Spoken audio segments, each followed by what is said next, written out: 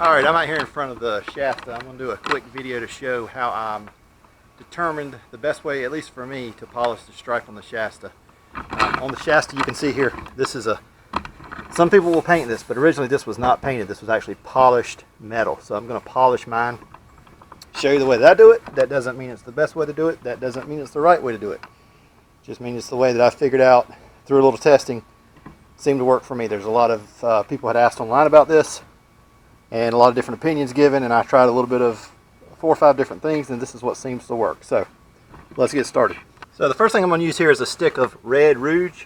You can buy this at Harbor Freight. You can buy it. It's actually, I believe it's meant for like jewelry polishing, but it's used in aluminum. It's used in other metals. I'm going to take that, and I'm going to take this polishing wheel that I've got. I bought this pack of polishing wheels at Harbor Freight. You can see here what I bought. Got a number of different wheels in there. It's got a number of different grits. I found that the red works pretty well.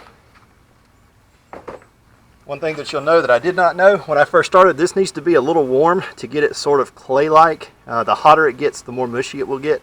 When you first get it out of the pack, if it's 70 degrees or so, it will be hard as a rock.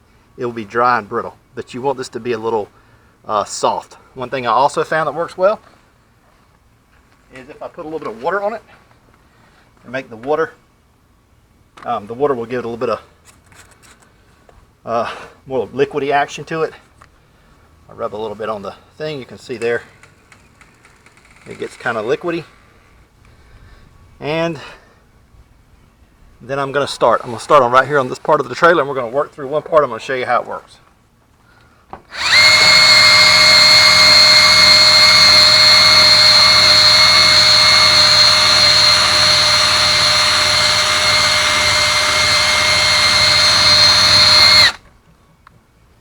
You want it to keep it kind of wet. Once it starts to drag hard and get dry, you've kind of worn it out. You need to put more on there.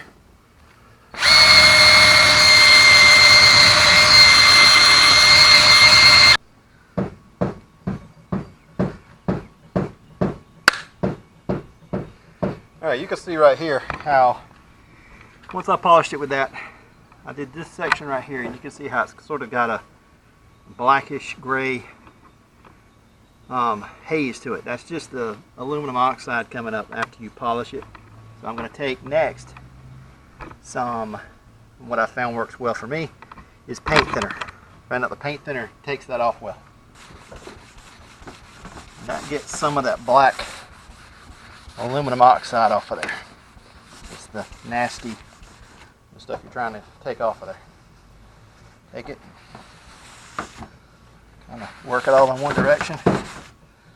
Then acetone will take off the oily residue that's left over there.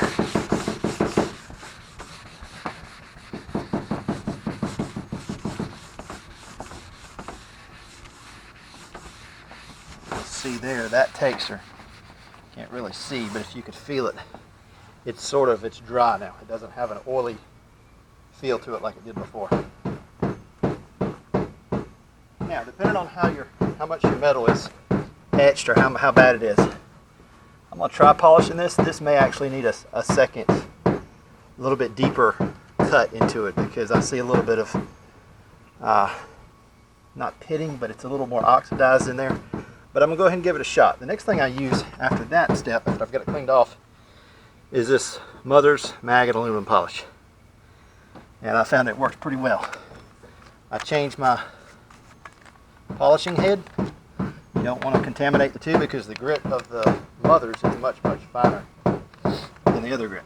Now, you want this to be kind of wet. I just kind of take it and dip it in there. It keeps it wet, and then I go to polish.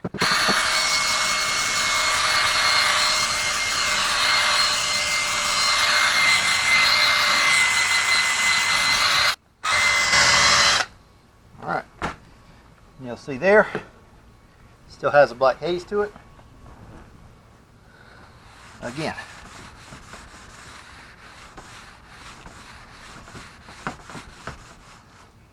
get it wet, and let's kind of wipe it away. This time you want to get it off of there as much as possible. Get just the metal. I'm trying not to pick up any of the outside oxide there. One thing I kind of noticed is when it's polished right, the acetone will bead up well. If the acetone beads up, and the acetone doesn't do a very good job of getting the aluminum oxide off. It does a little bit, but it mainly just takes off the little top haze of it and the oily paint thinner, and it leaves it very dry. It strips all of that oil off of it. So we'll take a look at that. You can see there, I probably could do a little bit better job, but that is pretty shiny. Looks pretty good. I may go over it one more time. I also found that if you go over it by hand with the mother's polish when you get done, that does sort of give it a little bit more of a sheen. You'll have all the pits out of it. You'll have all of the, so you can see back here where I didn't do the full process. You've got a little bit of the sort of water spots and hazing looking, but you can see here where it's a pretty good mirror finish. I wouldn't want to do the whole trailer this way, but for the stripe, I think it looks pretty good. So that's it. If you enjoyed this video, please check out dadrambles.com, and also check me out on Facebook and Instagram, as I post other content there that I don't post on the website, and updates and stuff about the trailer and other work I'm doing. Also, give me a big thumbs up on this video down at the bottom. That really helps. Thanks.